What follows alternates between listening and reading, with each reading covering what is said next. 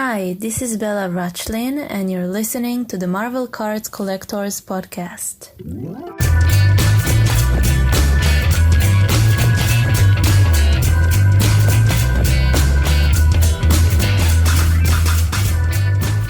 Hello everybody, my name is Ian Taylor and welcome to the Marvel Card Collectors Podcast, brought to you by the Marvel Cards Fan Collective, an awesome community of card collectors and creators. You can find our two groups on Facebook, details of which are at the end of this podcast, so come check us out. With me as always is my co-pilot in all things Marvel cards. The sun is out, the sky is blue, it's reflecting off that silver dude. It's Norrin Rad. Hey everybody, how's it going? You must be a nightmare on the beach, all that gleaming chrome. Oh, always. I mean, it's insane, especially when I turn over. It's just blocking out the sun, and the shine is just beautiful. It's very chrome indeed. I'm basically a shag carpet, baby. There's nothing. Yeah, it's very 70s with me. That's what it is. Yeah. That's too much information for you. Why are you blushing? I'm the one saying it. I don't know. Now I'm blushing on behalf of because half of them just run mouse. A little bit. Anyway, our guest has probably got no idea what we're talking about. Well, she might know what we're talking about. We'll find out in a moment. I'm going to introduce her first. So our guest today, I'm tickled pink that she's decided to join us on her Sunday. Collector favourite, I think, is probably the best way to sum up her work. Brilliant work. No further ado, I'm going to stop waffling and say Bella. Now I'm going to try your surname. Is it Bella Rachlin? Yeah, Rachlin. In Hebrew, it's Rachlin, but it's hard to pronounce in English. So okay, good. All right. Well, welcome, Bella. Thank you. Thank you for joining us. So much for the kind words. Oh, bless you. Well, they're not just our kind words. Every time someone shows one of your sketches in our Facebook group, people just lose their shit. I mean, they properly get excited.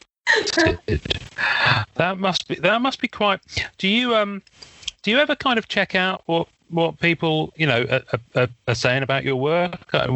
We've never asked that question. It must be quite a bizarre one.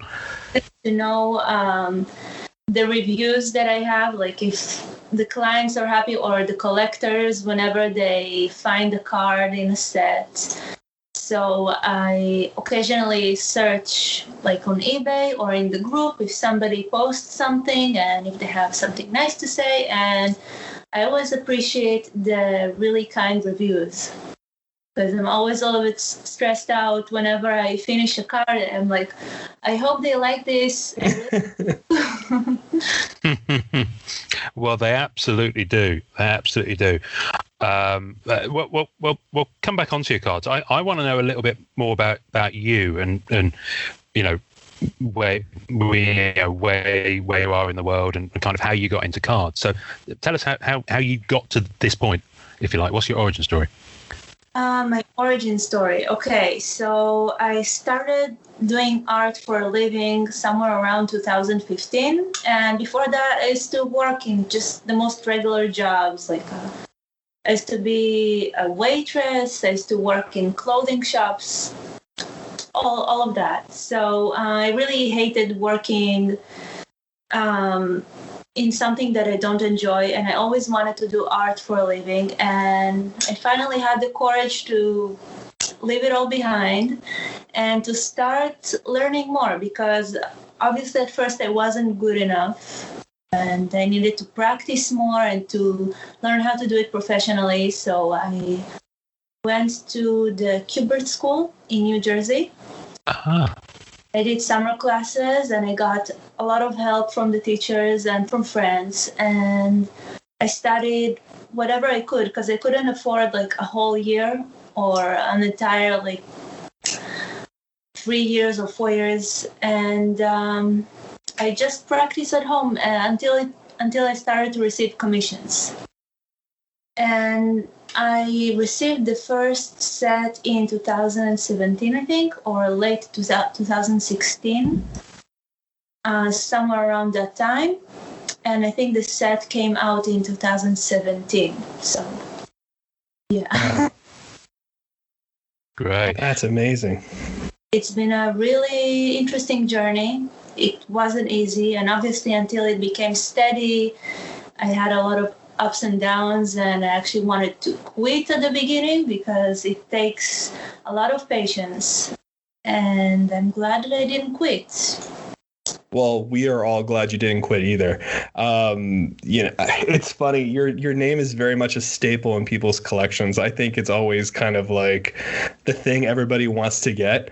It always has that, like, you look at certain pieces where you're like, oh, Freddie in Nar, and your name always comes up. And I think for collectors, for finally having you on this podcast and being able to talk to you about your work is just a pleasure. I'm glad you didn't quit. That's amazing. We just heard another artist talking about the Kirby School. I think it was right?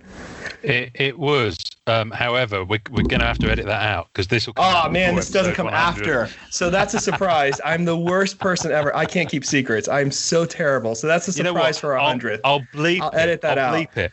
Bleep no. Leave it in, bleep and I'll bleep it because that'll be really good. Beautiful. I'm the worst. This is why I don't. This is why he's in charge and I'm not, because I just spill everything.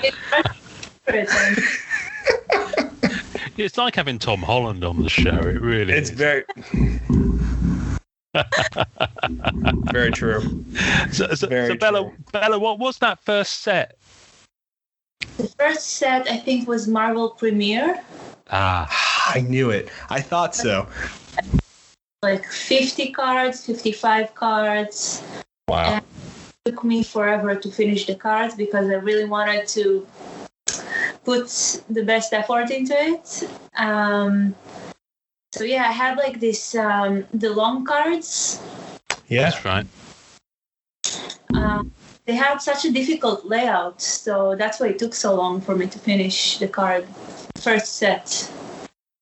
And afterwards, I got immediately another set and another one, and until this year. This year, I still didn't do any sets yet.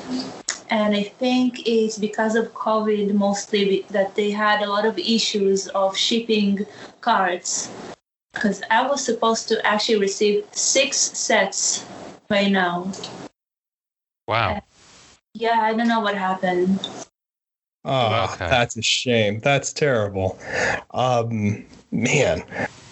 Well, listen, the guys from Upper Deck listen to this show. So, yeah. I think because it's a crime.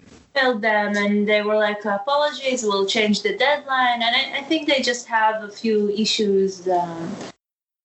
Maybe with shipping or something else. I'm not upset. Yeah. A lot of work. So I'm like, okay, no problem. Well, you're definitely missed, and everyone's still looking at your card, so I would not be worried whatsoever. We did hear that other artists were having issues with getting the cards shipped to them, especially out of Brazil. I think was the other couple artists we heard from, or something like that sticks out to me. So for your artwork with your cards, I mean, I think the major thing, there's 2 things that always pop out to me about your cards that I'm just in awe of, which is your anatomy, the structure of your faces, like how you very specifically have a very unique look to your characters, and then those colors. I mean, I'm just always shocked and amazed by your ability to do that. Do you have, so what are the materials you use? Do you have, is there a process to this? Like, who are the artists you look at and think about when you think about, these characters? Well, thank you so much. And before I answer, just a quick question. Do you guys want me to put headphones with a microphone? Do you guys hear me well enough, or is that okay? Actually, it might be good because because your phone is putting audio out and then trying to record in. We always get a slight pause just as you start to talk. So yeah, it might be a good idea just to try it. Headphones. I just figured out because I see you guys with the headphones, and I'm like, where are mine? I didn't put them. That's okay. No worries. Take your time. No rush. I love her office, man. That is so cool. It's beautiful. I can see a Venom. I see Venom. I think that's Ron Swanson. I'm going to have to ask her. Wait. putting my headphones. Love it. That's cool. Okay, I can show this around if you want. Oh my gosh, that's so cool. No, we're invading your personal space. Just very cool. Okay. And yes, I will answer the question. First of all, thank you so much for the compliment about the color and the anatomy. And I always have books that are next to my desk. So I will be able to just reach out and grab my favorite book, or I don't know, favorites, because there are a lot. And the artists that inspire me the most, wow, it's a huge list, but I often look at Boris Vallejo and Julie Bell's anatomy, and I really tried to study as much as I could, and I still practice and I still study every now and then to improve my knowledge. And yes, they inspire me to just know the physique, like, of the human body. And I actually went to Italy to study like classic painting and to study some of the sculptures and how did they use reference and all of that. So that was a huge part. Wow. That influenced my art in general, not only the cards. And yes, whenever I start working, I grab a few books. I look at some of the comic book poses, some of the pin-up poses that Boris or Julie drew, or some other amazing artists that I have. Like, I have a huge stand over here. Not that huge, yeah. Yeah, it's filled with some beautiful books, so it's always helpful to have it. And there are so many incredible artists that inspire me. So yeah, whenever I start a card, I'm trying to think, how can I make it dynamic looking? How can I make the colors pop out? How can I make it look interesting? Or how can I make someone else excited when they see it? Hopefully, like, this is the goal. No, I hope I answered your question. Oh yeah, no, of course. Absolutely. It was a big question. No, I think that's great. And we love hearing that. I mean, it's so funny you mentioned Boris and Julie, because I mean, we've done an episode with them, and we grew up on their work as well. So it's just crazy to hear that, because I look at your work now and I'm just like, oh, of course, that's why. You know what I mean? Like, yeah, I can see it. That's why I love asking artists that, because it is something that kind of digs deep into your subconscious, and it is taste, right? And that's what makes an artist so unique, right? Is that they have their personal tastes and likes and inspirations, and it kind of pops out in the work very well. And you can see that in a lot of your pieces, especially on your Instagram, where you showcase many of the works that you do. This is why I'm kind of getting lost. I know, that's what I'm doing over here too. It's beautiful. Thank you. Can I just say, hats off to you for putting so much of the. I always love it when artists put so much of the content and the step process into their Instagram. So thank you for doing that, because I know creating the content for Instagram is almost an extra job in itself sometimes to do that. Thank you for enjoying it. And sometimes it's difficult to just think about putting some process pictures of the work on Instagram, but other days it's easy. It's not, well, maybe it is. I mean, it is like a whole different job to maintain the social media thing, but I think it's more of a habit lately. So at first it was very difficult, and the more I posted, the more I got used to doing it on a daily basis. And I try not to overthink it and not to stress about it. So no, it's easier nowadays. Awesome. Thank you so much. Yeah. And it's good. I mean, the thing is, with anything like that, it's got to be organic if it can be. And if it really sings and sing is the right word. It sings through if it is organic. I'm sorry. I'm smiling because I've just seen your baby Groot at the top of your Instagram feed. It's just the expression on his face is just absolutely priceless. He's properly digging that tune. He's got a bit of underbite going on there. So. And someone commented that he looks like he's flirting. Which is not intentional. Well, but that's interesting that someone interprets it that way. I like that. That's really cool.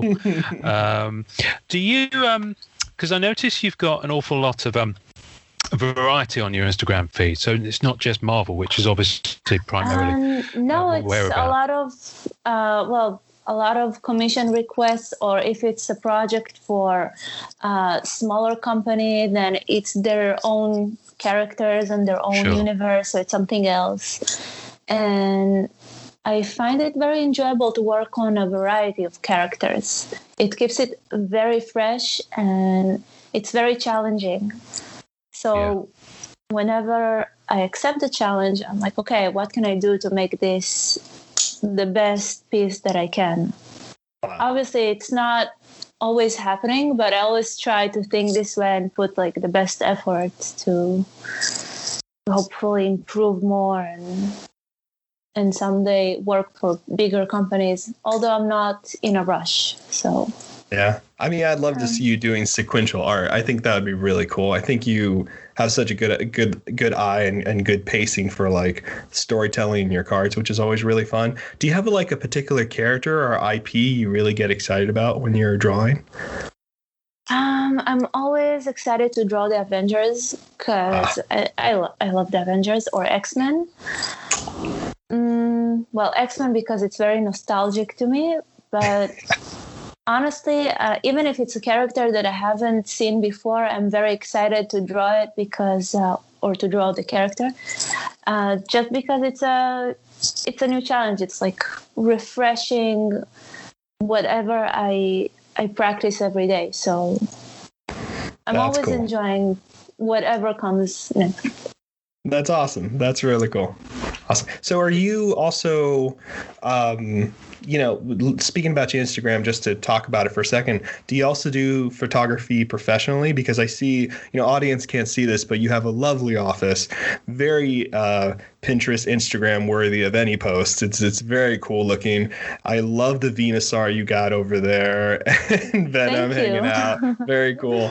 Or do you also... Because, we've seen you, with your posts on Instagram as well, that you're very, in terms of your photographing and everything like that, right? It seems on a very professional level. Is this just part, because Julie Bell also photographs. So it's just interesting to see the parallels there. Well, I photograph for fun, just things that inspire me, nothing professional. Whenever I travel or go outside, if I see something nice or something that I can use later for reference, then I always save it to my gallery, my phone gallery. And no, other than that, it's not professional. It's just for fun. Very cool. Very cool. Thank you. I'm absolutely. I've just gone down a rabbit hole of looking at your cosplay on your. Cosplay on your Instagram. Is so fun. talk to me about your cosplay, because there's an badass is the only word to describe it, of you with the I'm Bellinator. So it's a kind of a Terminator thing. So tell us about that endoskeleton or exoskeleton arm that you did for that. Okay, so my mom, she's sewing professionally for clients. She makes evening dresses and all that. So she made sort of a glove that is connected to a sleeve, like a big long glove, and then I just glued over it like tubes that I cut in pieces, tubes that I went to a handyman shop. I don't know if it has like a specific name for this kind of shop, tools and stuff like that. I just got a lot of tubes and mechanic small instruments, like mostly from plastic, so it wouldn't be too heavy. And then after I glued it on the glove, I sprayed it, I colored it, put some like acrylic over certain pieces, and that's it. It wasn't a very difficult cosplay, and it was certainly very fun. It looks good. It looks cool, man. That's awesome. That's really awesome. Thank you so much. I really liked Terminator as a kid, and I still like Terminator. Yeah. Specifically the first two movies. Yeah. No, those are awesome. I love the first two movies. I'm always, any opportunity I get to put in a vote for Terminator Salvation, which is the Christian Bale one, I'll go with, because it's actually a really good war movie. Oh, it's the fourth movie, right? With the I think so. Bale? Yeah, it's pretty good. I enjoyed it. Especially the designs of the new Terminators, the ones that turn into motorcycles. That absolutely blew my mind. And that's really cool. I still need to get like a sculpture of it or something. Oh, that's cool. That's cool. That would be good. So how did you get into cosplay? Was that something that was kind of there before you did the Kubert School on the cards, or was it? Well, it was on a Jewish holiday here. They have a holiday that is similar to Halloween. Okay. On a different date and from a different reason. So people just dress up, they go outside, they party. So I thought, well, why not? I can do something fun, not just like a regular basic thing like they do in Israel, because mostly they have the most common things, like they dress into clowns, or the coolest ones, or they dress into skeletons. So I thought, let's do something really cool. Terminator. That's awesome. Yeah, and it was also a little bit inspired from conventions in the States, which I miss a lot.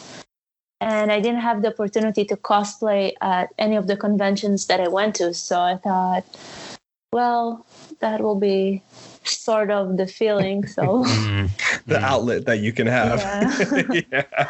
That's cool. So how long were you in the States for? Because you're obviously over there when you did some of the classes at the Kubert School. What brought you to the US? Did you go to study, or was it?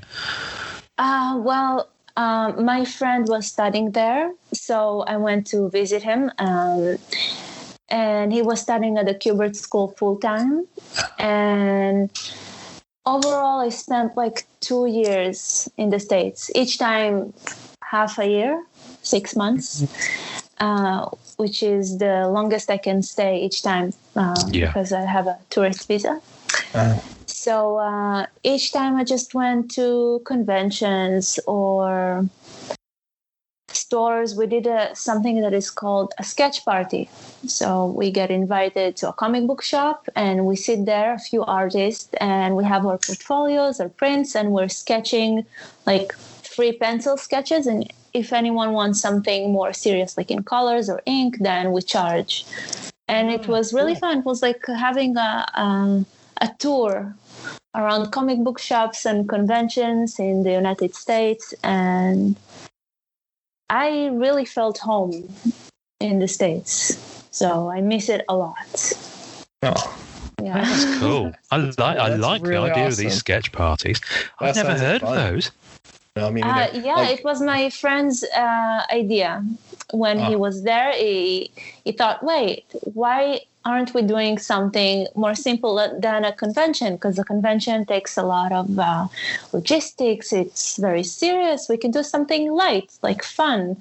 And it will also draw a crowd, like it will bring a nice crowd to the comic book shop. And people will have certain discounts. And it was a huge success, like for the comic book shops as well, because suddenly they had a boost of clients and it turned into a special day. So it was his idea. And the friend that I'm talking about is Idan Knafo, and he's also an artist that, he's been doing cars as well. And he's my best friend. So, all credit goes to him. Right. Oh, Copyright cool. information, legalities, right? Fair enough. Is he also from Israel? Yeah. Ah, okay. Mhm. Right. Well, listen, next time you see him, tell him he needs to come on this show, because he's I'll got tell a him. lot of fans. A lot of people have been pulling his work, and We're going to have to have a convention where you are. Everyone's hiding out over there. All the great artists. We're going to have to come over there. I think so. Well, you know what? What I would love, and I'm mentally blue sky thinking now. Wouldn't it be great to do a sketch party with some of these sketch artists, like kind of a live Zoom think thing? that would be amazing. I mean, I guess we kind of. I don't know if you ever see it, Bella, but there's a couple of artists who do that regularly in our group. Jalen Warner regularly does it on a Wednesday, I believe, and Andre Orsh also does it, and they often jump on, so they'll be dual screen, and you'll see them working on cards. Oh, so they do just like a live stream of cards? Oh, yeah, nice. Yeah, I think a lot of the time they can't actually show the work upcoming for future sets, because obviously it's because it needs to be approved first. Yeah, and also because sometimes they're not allowed to show the sketch card stock in advance. But they'll often do, if they've got APs or if they're doing PSC work. And Michael Monshaw jumps on those as well. Gordon Wills jumps on them as well. So if you ever wanted to get involved in that, then Dre and Jay Lynn, they'd be more than happy to have you join. Although obviously you need to work on the time zones, because the time they do it, it's late for me in the UK. So I know you're 2 hours ahead. So, but I'm sure it's doable. But I know a lot of people would really dig that. So I guess sketch parties is the missing branding that we've I think it'd be really fun. I think it's something definitely to do in the group, and something to facilitate between all of us at a particular time. I figured we'll figure something out for sure, because that's just way too cool of an opportunity to pass up. Sure, we can do it. Yeah, it would be fun. And all credit will go to your friend. So again, we will not copyright infringement. I have a few APs that I need to finish. So if it's somewhere within the next 2 weeks, that's possible. Or if it's after July, that would be also possible.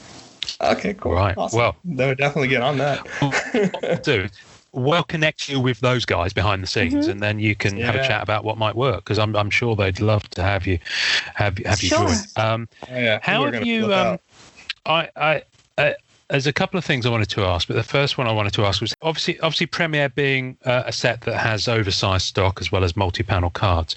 How did you find, with that being your first professional set, working on a smaller scale to what you'd done before, or had you worked on cardstock before? I have never worked on cards before. I have once worked on that scale as a commission. In a convention, there was a guy who had like this huge 11 by 17 piece that he just he did like his own layout. So the size eventually was like the size of a sketch card, and then he could just have a few artists on the same page. Gotcha. He had a name for it. I think it was Jambox. Oh wow! Something like that. Yeah, that's cool. So it was cute. It was also nice seeing like a few artists in one piece, but it was challenging. So when I first did the set, I think that was the biggest challenge, the scale, because I had to draw very, very closely to the surface so I could see what I'm doing. and also I don't know, something about the layout isn't so smooth. It's not easy. Like I had to just figure out if I'm doing a draft before or if I'm going right over the card because I didn't want to mess it up. And lately I've been thinking that maybe I should get like a huge magnifying glass, like the ones they have in certain places, like in cosmetics or something like Yeah, that, with or the light at underneath dentist. it. Yes. The dentist, yeah. So I think Yeah, that so would be there's very helpful.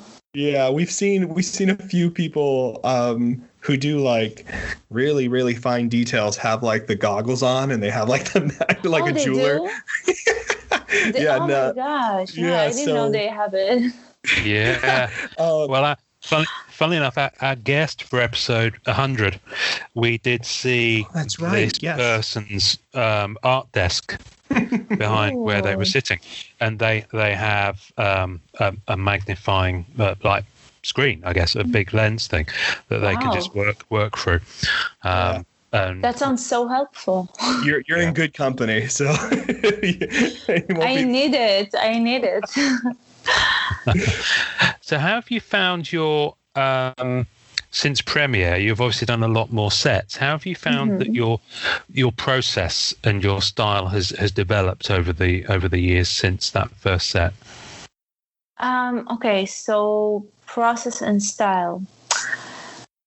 See, well, one of the things that has influenced a lot of the cards is the deadline. So if I have a short deadline, then I have less time to put effort into the cards, which is quite unfortunate because I always like to put the best piece that I can on everything. Like if it's a small card or if it's a cover or if it's a pinup, whatever.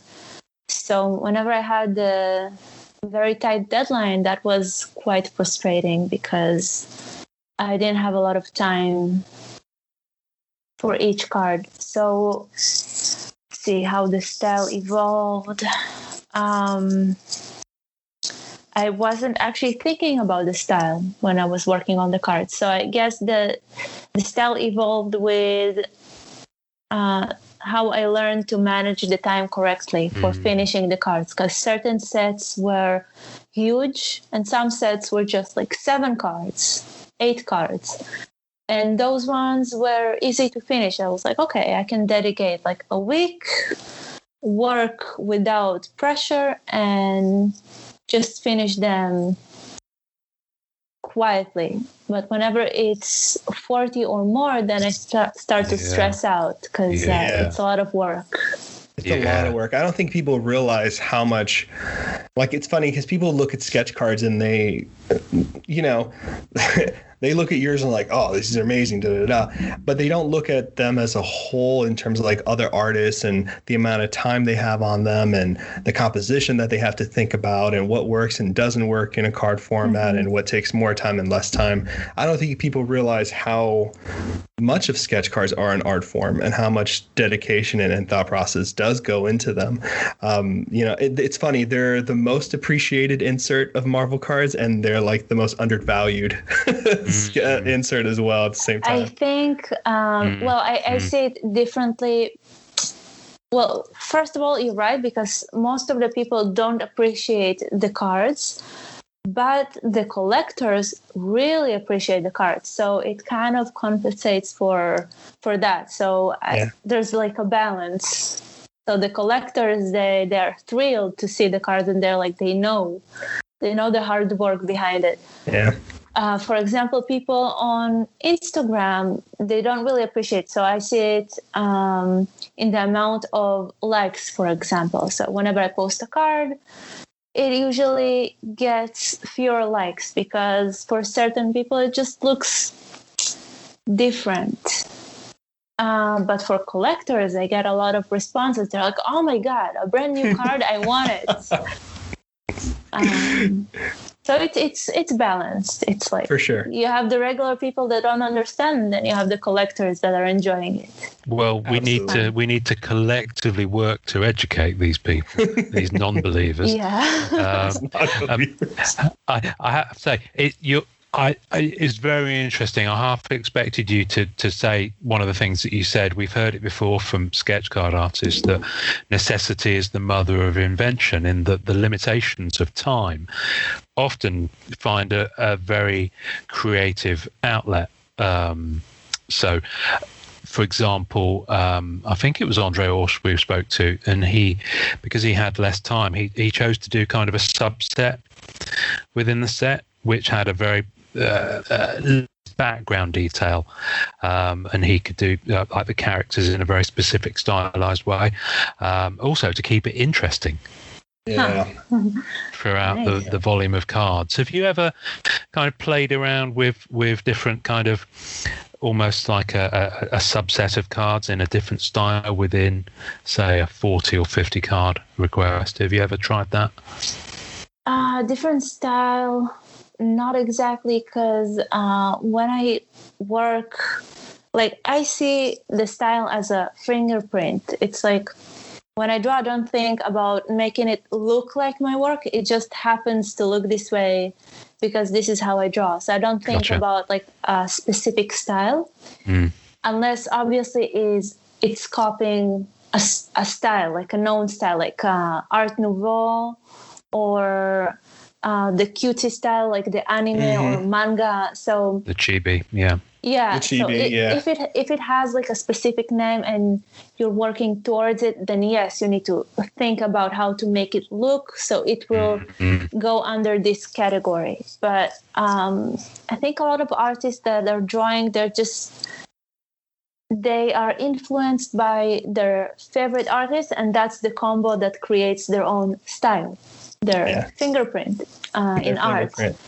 So I don't think about creating a new style in cards. I just think about, okay, maybe I can use a different medium next. And that kind of affects the card, how it looks at the end. So in certain sets, I use the combo of Copic markers and watercolors. And then on other sets where I had a little bit more time, I was like, okay, I can use acrylics because they take a lot more patience and a lot more focus. So yes, so that's kind of the difference, I guess, between each set is the amount of time that I have to try out new things on the cards. Very cool. It's interesting. I can actually see that. There are very few of your cards on the Upper Deck EPAC platform. I think that speaks to the fact that people either lock them away because they get bombarded, people lock them or away. they very quickly want to get them into their hands, so they take them off the platform and have them shipped to them. But did you work on Marvel Anime? No, I haven't. No, I would have loved to have seen your, because obviously that the requirement for the artist was very much to draw in a Japanese style or a chibi style. So I would have loved to have seen maybe Anime 2 could see some of your work. That'd be awesome to see. Yeah, that would be interesting and challenging. Yeah. Upper Deck, Paige Bella Rachlin, Anime 2, over and out. Thank you. Hopefully they'll hear that and pick up the phone. But I'm looking at your. There are. Sorry, I know you can't see this, and I could share the screen, but hopefully you'll remember doing them. Your Marvel Masterpieces 2020, and they've got a very kind of a different background. It's almost a star background, kind of a pastel-y background in some of them. Specifically a Spider-Gwen I'm looking at here, and a Captain Marvel. The Marvel Masterpieces. I think it was a very big set, somewhere around 50 or 55 cards. And the pastel background was like a solution for how to finish them quickly and to maintain like the same result. So there won't be like a card that looks much better than the other. So but it's beautiful. That is beautiful. They're all uniform. It's really well executed, and that's what I guess I meant. But in terms of the time constraints, and it affects kind of the approach, I guess, to how you would finish a card or lay it out or construct it. But there's literally, I mean, I'm counting them here. There are there are only 9 sketches visible on EPAC by you, which is probably the lowest I've seen, which is great because people are all locked away. They're all kind of they're in their house and they're outside going, "My little mouse," with a loaded gun ready for anyone who comes near. Do you? I really want to talk about your And actually, this touches upon your mentality of how you relate to collectors. When you're obviously very professional in how you approach it, because you mentioned clients and commissions. So, your mindset is clearly a very professional one, which is brilliant. There's nothing wrong with that. Thank you. I think it shows through in how you present and package the AP cards that you send to people, because we've seen people talk very highly about what they receive from you when they receive an AP card from you. So if I were to order you an AP card from you today, and it arrives at, say, 3 months' time, it arrives, what can I expect? And can you talk to me about why you present in that way? Okay, so the reason that I'm putting a lot of effort into the packaging is because I think about what I would want as a client to receive. And also, I have been ordering commissions from other artists. I haven't been ordering cards yet, but whenever I received a commission from an artist, I rarely got it in a nice package. So thinking about that, that feeling when you open a package is very important to me. Like, I want the client to have the feeling that I would want to have, like opening a package and feeling, wow, I just got a brand new shiny thing that I'm proud of receiving, that I'm happy. I will show this off, and this will be the top of my collection. I'm just saying, not that I think I will be anyone's top of the collection, but that's what I want to feel whenever I purchase something, whether it's a sculpture, an action figure, or an artwork. So that's the feeling I want the client to have. So I put a lot of effort into the packaging, which means if you receive an AP, you will not get a package like the size of the AP. It will be an A5 size usually. So I could put like a print as a gift and like put the card neatly like between board foams or foam boards, these kind of things. I will show it because I have one right here. It's like a black nice foam board. It's very light and it looks very elegant, so I use it for packaging. And I add like a few stickers and nice things that I buy, like washi tapes and all that. Awesome. So it's presented in the best way that I can. So yes, so that means if you'll receive an AP card, then you will receive also like a small gift. You will receive a nice package that goes with it, and yeah. I think that's phenomenal. I think that's absolutely phenomenal. I wish, the top sketch card artists, most of them do have something of that nature. And I've seen an unboxing of one of your pieces and you doing the packaging, and it's just awesome. And I think what people don't remember, what I always see it and equate it to is the idea of like, when you get trading cards, you get them in a box, you get a pack. Yes. You know what I mean? AP should be the same way, right? And I love that you do that, because it does feel like you're getting a special card box for this artwork. And, a lot of us Marvel card collectors, and I don't want to speak for everyone, but I think most of us feel the same way, is that we do cherish them like pieces of artwork. A lot of us have had the opportunities to get into original comic book art, or, NFTs, or, other like pieces from conventions and stuff like that. But I think most of us keep coming back to cards, like card collectors, because it's so personal. You know what I mean? It feels more personal than a bigger piece sometimes. You know what I mean? It feels there's a better level of attachment there. I think that's really cool that you do that. I love that. That's really awesome. Yeah, something to take note of for a lot of you guys out there. It's a really cool experience. Well, that's the thing.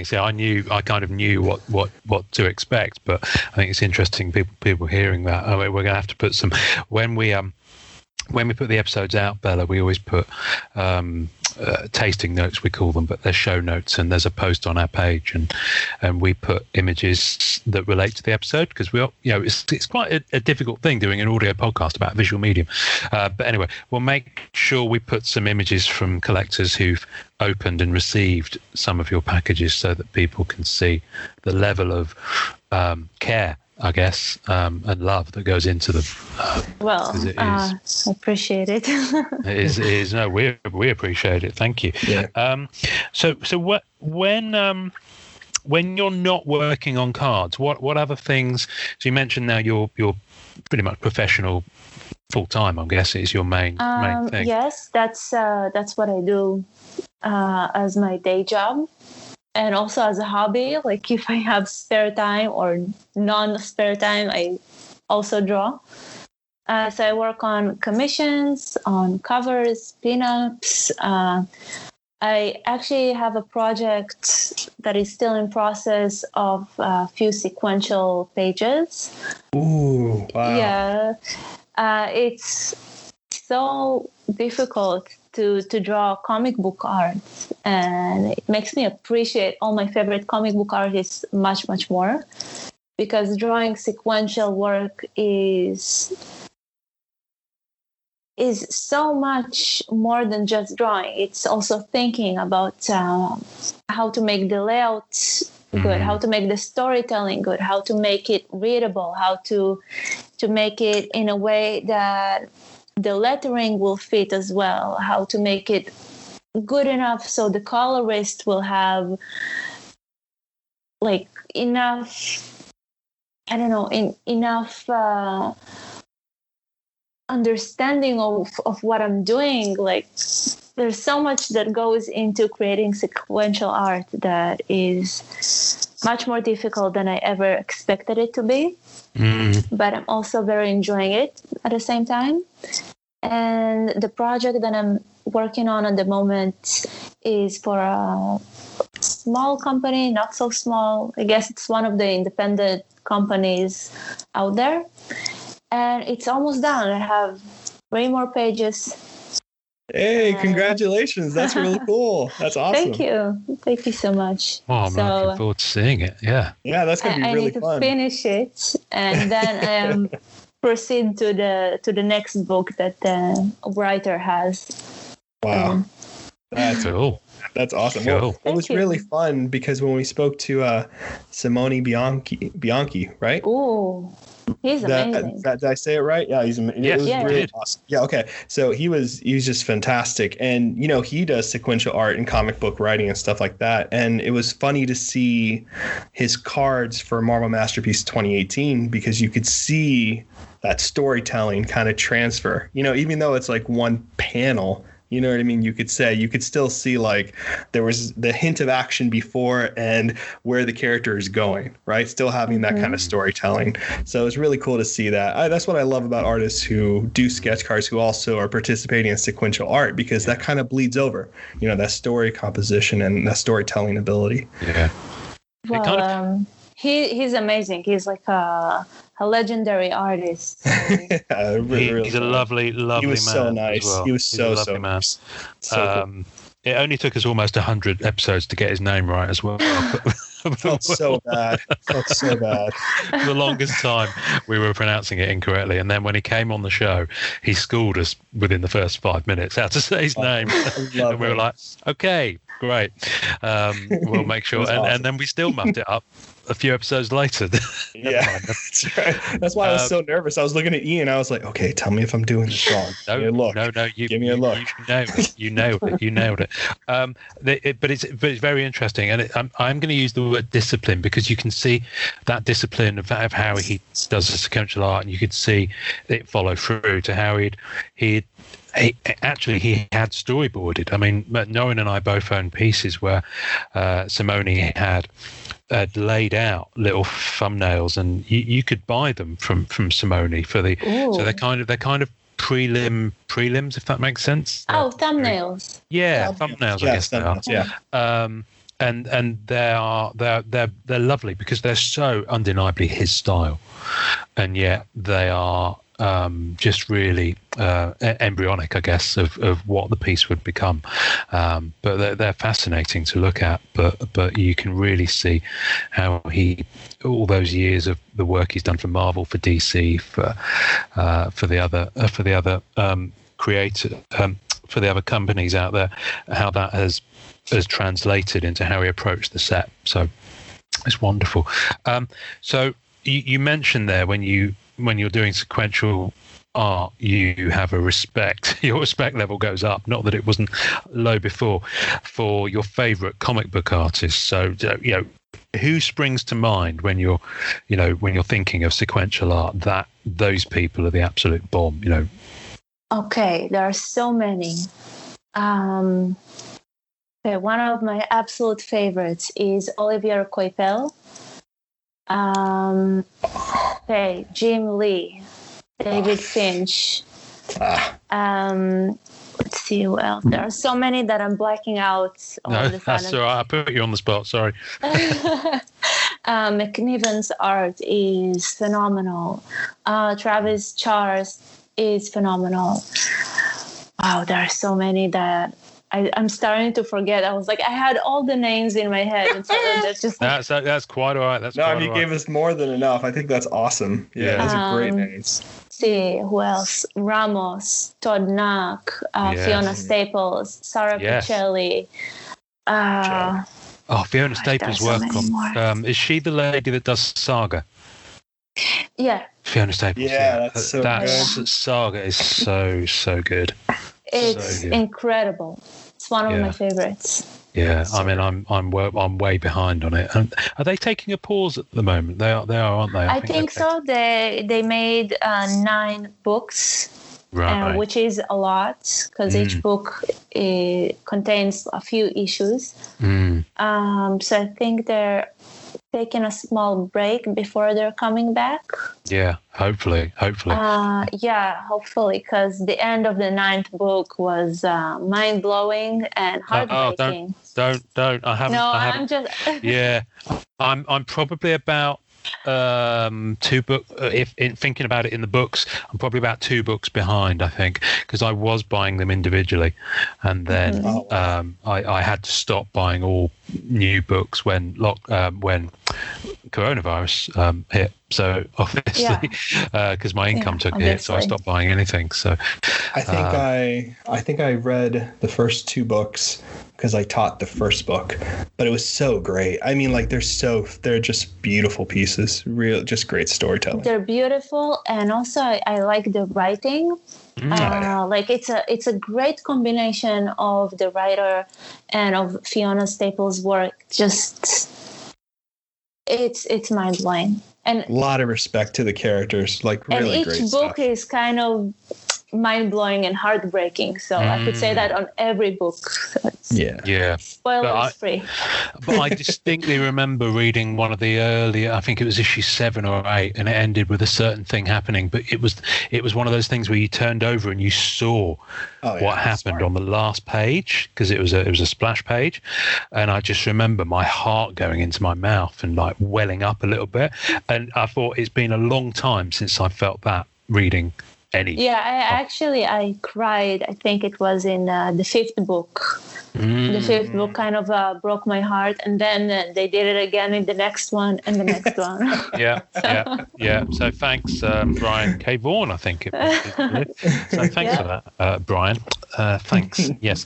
Do you? I mean, obviously you read stuff yourself. Do you? What do you collect yourself? You mentioned that you haven't bought cards from other artists yet, but you've bought other things. So do you collect any cards? Did you used to collect any cards, like the printed ones? Cards, not yet.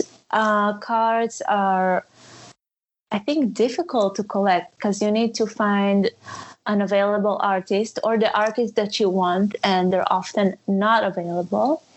And also I wanted a card from Idan, and he's not available for a few years now. So I've been on his wait list.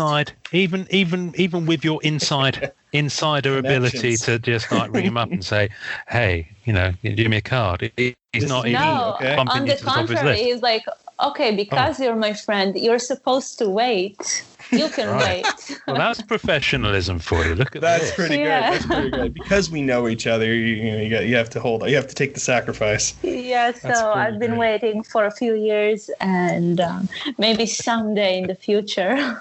Maybe I love someday. it. Well, it's probably because Matt Fuller's already reserved his Matt AP Fuller's Oh, on nice. everything. until the end of time. Because He he's- got 2 APs from me a few months ago. who, Oh, Matt? he showed Yeah. me. Yes. They're so good. Thank you. He was so patient, so I always appreciate it when someone is patient enough, because sometimes it takes me a lot of time until I finish a commission. Of course. It takes time. These things, I'd rather an artist take time, and especially when you know the caliber of work that's going to come out. There's no need to rush at that. You know what I mean? Because it's you're of course not. But always good stuff. also being on the other side of waiting for a commission, I also know that sometimes you see that the artist is just doing warm-up sketches, and you're like, but why are you not working on my commission yet, sir or lady? Sure. So Yeah. no, I never rush the artist if I'm purchasing a commission, but I know how it feels. So Yeah. I try not to get lost with just random sketches too much, but it happens to me. And yeah. Well, it's good to be able to see it from both sides, I guess, to know, to have that awareness of what it's like. Do you collect any other? I mean, you've got beautiful stuff behind you. I mean, I can see a dinosaur. I can see Venom, I think. Yes. Who's that young character on the end of your shelf there? Which end? Keep going past Venom on the very end, next to your lights that are going down. Keep going. No, Oh, other right way, behind other way. you. Keep going. Stop. Terminator? No, Predator. Predator. That's Yeah, I Predator. thought I so. couldn't quite see. Yeah, okay, There it was. I can bring him closer. Oh no. No. No, I wanted 2 of all these figures. That's a That's brilliant cool. little figure. Look. I absolutely love them. They're so detailed. Predator is such a good design too. When you look at it, It's an amazing design. Absolutely. yeah. You need to do Pokemon. Like I see the Venusaur. Ooh, That would be cool. I have one Pokemon right here. Oh yeah. Venusaur. Very cool. Very cool. It's beyond Yes, my realm and, of experience. I also think it has something to do, like you can put it on a Nintendo and use it as a Switch. Yeah. I don't have a Nintendo, but it's pretty cool. It looks awesome. Thank you. That's great. Okay, put it back. So I have a few action figures. I have Iron Man. I have Saga characters over there. I thought so. That's Cool. So I was like, that's awesome. I have Sauron from Lord of the Rings. I have Scorpion. I have Mad Max over there, Immortan Joe. I saw your Furiosa on Instagram. That looked really cool. Thank Furiosa you. character. That's a I good think one. Mad Max is awesome. Yeah, man, that Fury Road movie is just so good. We only did. The wife and I only just saw that last month for the first. Ooh. Oh my God, so good. Well, we needed a time when my daughter, who's only 5, was at school, because we can't watch it in the evening because it's too loud. So we needed, it's she needed to be at school. violent. Yeah, well, yeah, we wouldn't watch it with her, but if we watch it in the evening at proper volume, we'd wake her up. So we had to wait until the daytime so we could play. It's very loud. It is incredibly loud, but loved it, absolutely loved it. Do I see some pops on the shelf behind you up there? Just a few. Thanks. I have a pop of Lion Cat, Immortan Joe, Sauron, and I have a mini pop of Captain America, Groot, and Spider-Man. That's awesome. Yeah. Brilliant. That's cool. Brilliant. I'm waiting for an opportunity to get a bigger sculpture, something from Sideshow maybe. But the shipping they take to Israel is just so expensive. Yeah, and also when shipping is so expensive and the package weighs so much, then the customs also charge like 100 or 200% from the original price. Yeah. Yeah. So it makes it a little bit crazy. Not even a little bit. It's crazy to purchase a sculpture and ship it to Israel. So just a touch. Yeah. In my next convention, hopefully, I will get something nice. Yes. Fingers crossed. Awesome. Fingers crossed. I'm just going to send a little link to us all just to review one moment, because something that got me thinking. Bella, it sounds like your cinema tastes are probably very similar to ours. In terms of the films that you like and the films that you cherish. It sounds like there's a lot of good 80s ones in that mix. So I was browsing Twitter, as you do, the other day, and I'm just going to send this in our Skype chat so that we can all see it, okay? So there's a little link to a Twitter status. And when you open this up, you will see the mother of all questions. So let's have a look at this. It is... Wait, how do I tap it without getting out of the... yeah, that's a point. That's a very valid point. Can you maybe send it to my messenger? Screen. No, I'll share my screen. Even better. That's you know what? Okay. I'm going to do that because I think this would be fun, and it's very off the cuff, and I don't care. But quite frankly, I'm doing it. Right, you should be able to see my screen. Okay. It's 1987. Which one do you go to? And what we have here is an image of a Chatsworth Mall, and there are 4 screens at this movie theatre, okay? And the options are, number 1, The Lost Boys. Number 2, RoboCop.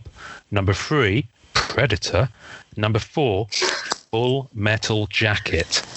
Okay, you guys know my answer. It's very obvious. Oh, I have a feeling it's going to be Predator based on what we just talked about. Yeah. I will go to Predator, but then I will go to RoboCop. See, that's what's up, Bella. Bella gets it. What about you, Noran? She called it, man. For sure, Predator would have gotten me really hard if I saw that trailer back in 1987.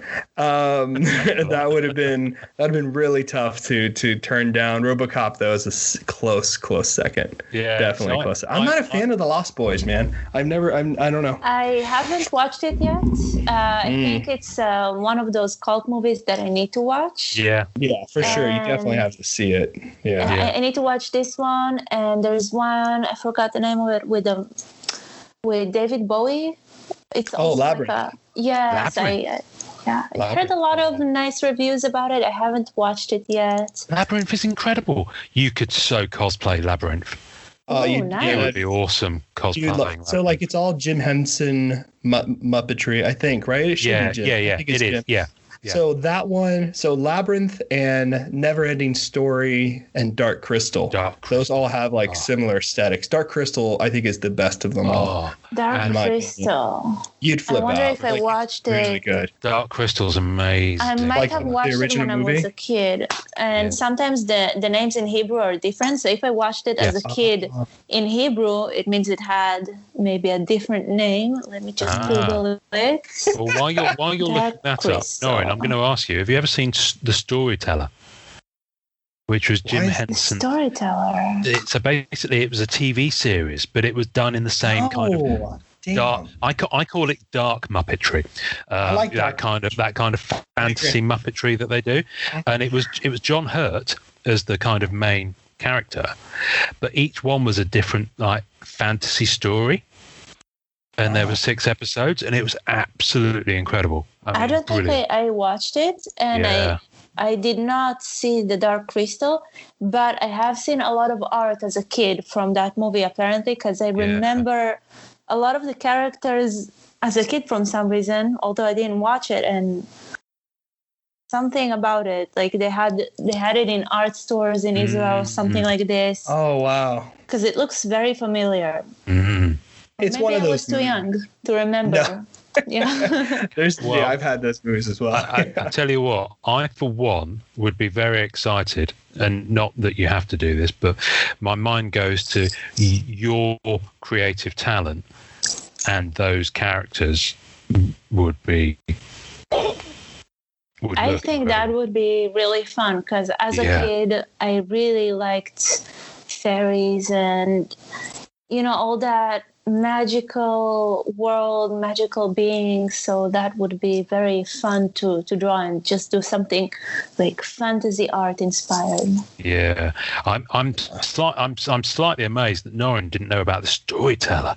No, Norrin, you're I in just for a looked treat. it up. I really had. I'm excited. I've never seen it. Wait, I'm checking this out as well. The Storyteller. Storyteller. Because it Well, was it's hard on to find domestic the TV. television over here. Yeah. You know, it was on, no. it was Well, on, because like, Sundays. it depends on the year. What year did I see it was? Because that's probably 88, why. I want to say.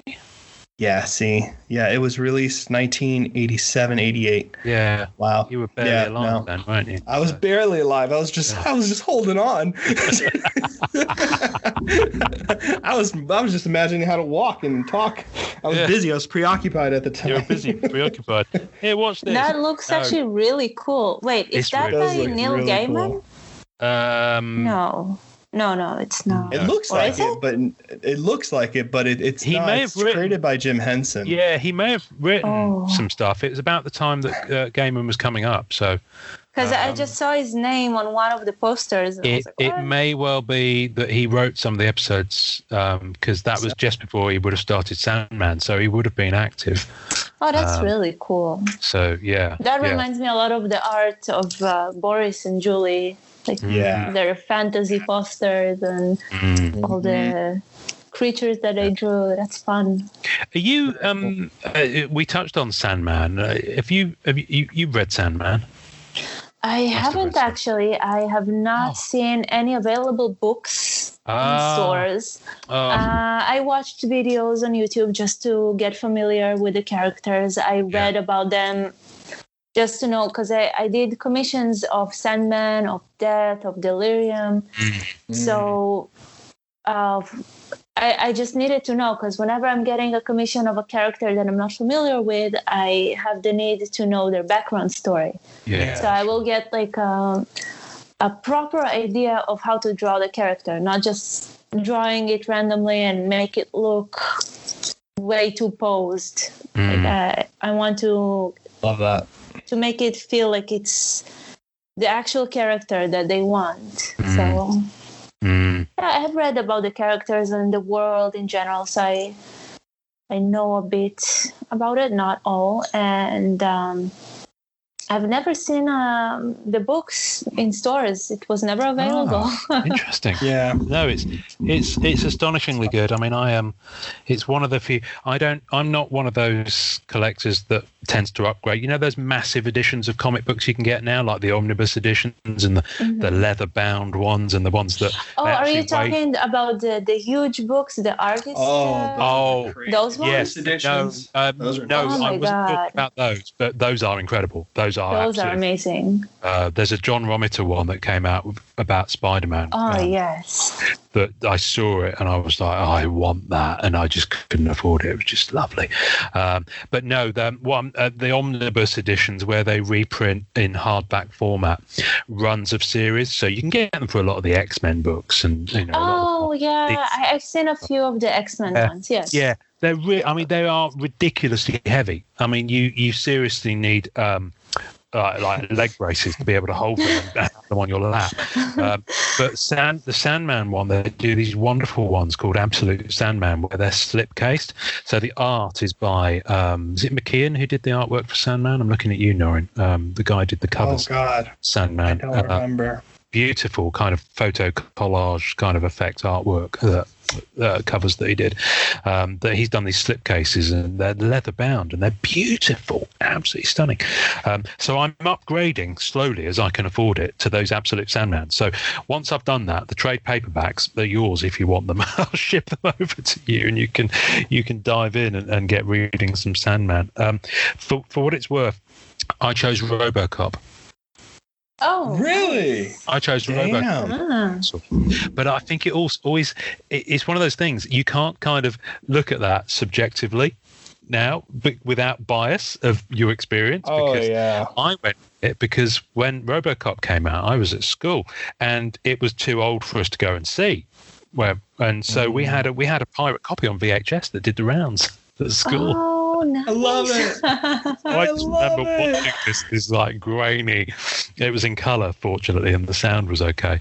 A rip-off of RoboCop on the VHS for the weekend that it was my turn to have it.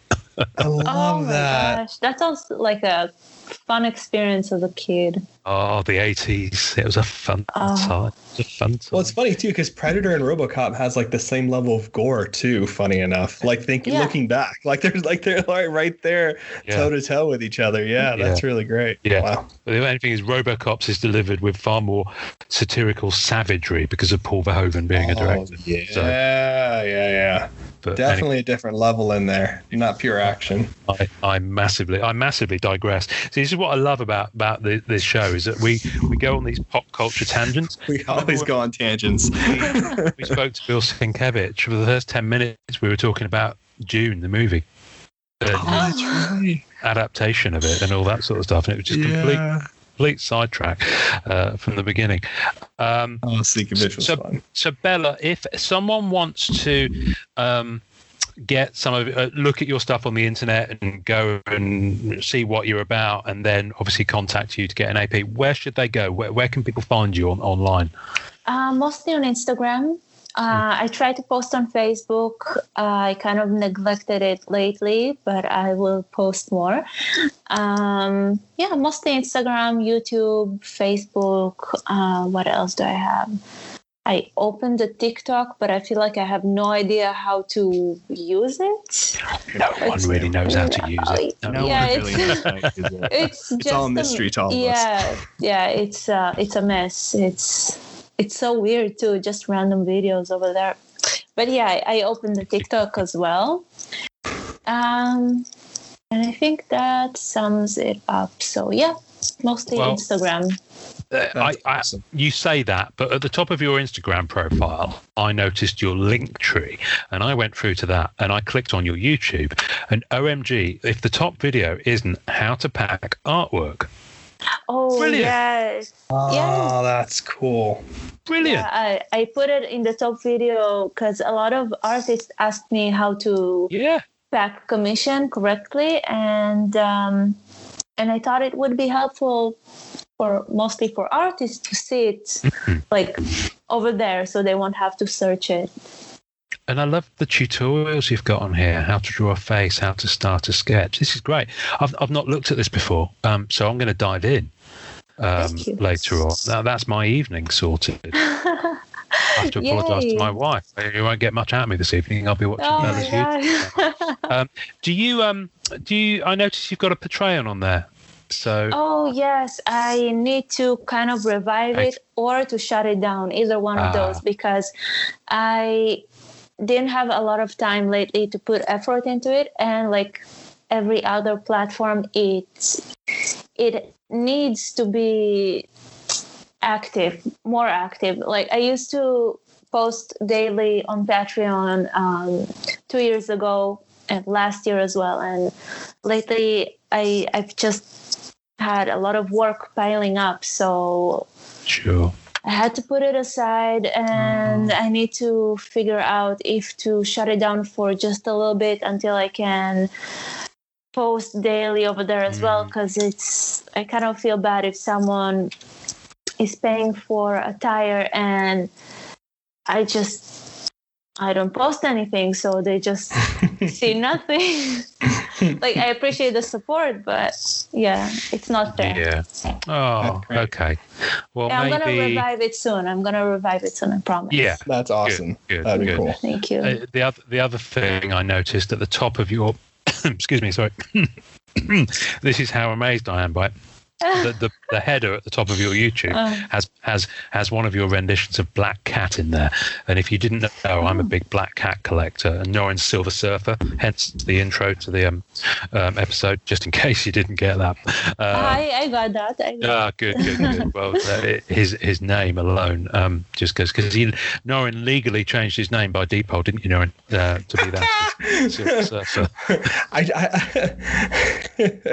I saw a sculpture of him recently that I need to have someday, hopefully. I think it was from Sideshow, maybe? Is She's there. Look. No, what? Yeah, I was just gonna tell you when you were like, I got to get a sideshow piece. I was gonna say, is that movable? Can you bring it closer? well, it's funny. my god! Because I've been wanting to get a piece from you forever, and I was like, you know what? I should get like a Silver Surfer Nova piece, like the 2 character. Right? See, that's you and I are gonna talk because that's Oh my god! that's gonna be crazy. So Norrin's going in. But I can't bring Surfer; he's too heavy. But she's there. Oh, that is so pretty. And the head does light up. It looks just awesome. I don't know who that character is, so you have to explain to me. Who's that? So this is Frankie Ray, who is a Herald of Galactus, and she's kind of like Surfer's buddy at one point. Oh, okay. Line, and she's just a really good character. She was originally like with the Fantastic Four, and so like Johnny Storm, and she kind of did what Surfer did for his home planet, where she kind of like sacrificed herself to like be like a Herald of Galactus. So then she's like this. She's actually a really cool character. So I'm shocked they did a statue of her because she doesn't. That's get a lot incredible. but she's such a good character on top of that. Like she's just a really cool character. I see the Silver Surfer from there. It's awesome. Yeah, it's ridiculous. It's such a beautiful sculpture. I'm so jealous. It's Daniel Bell who sculpted it, and he did a lot of the other ones as well. And he's just Wow. he's kind of like the Boris and Julian Liu kind of school, where it's just the anatomy and the physique is very much the artistry. Wow. So when you see the piece in person, it's very. The scaling of the piece makes the piece worth it. It really does. Of course. It's just a nice piece. Nice piece. I kept going back and forth. I was like, do I get it? Do I not? I even asked Ian. I was like, I don't know, man. Like, do I do this? But, It's worth it. It's worth it. Like, No, the I think shipping it's is worth crazy, it because though. Yeah. it's also afterwards it's crazy to find them available. Like some of the sculptures, they're sold out so quickly. And later on to find one that is out for sale, it's nearly impossible to get it. Like I wanted a Gambit sculpture a while ago, but these ones are so hard to get. And the shipping to Israel makes it not worth it. Yeah, that's such a shame, man. It looks so cool in your studio too. That's a shame. We got to figure out a carry-on situation for you with I think that in the next time that I will visit the States, that I will have it with me, like a carry-on. Like I will just hold it on. Yeah.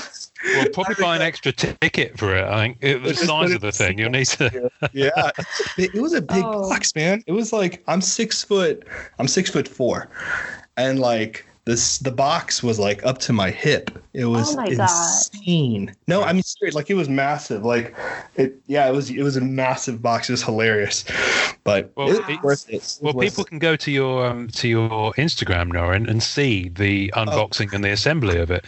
Bella, you can go and check. I'll send you the link so you can see it in person because it's great. Sure. We'll pop it on the show. We'll pop it on the show notes as well. It's fun.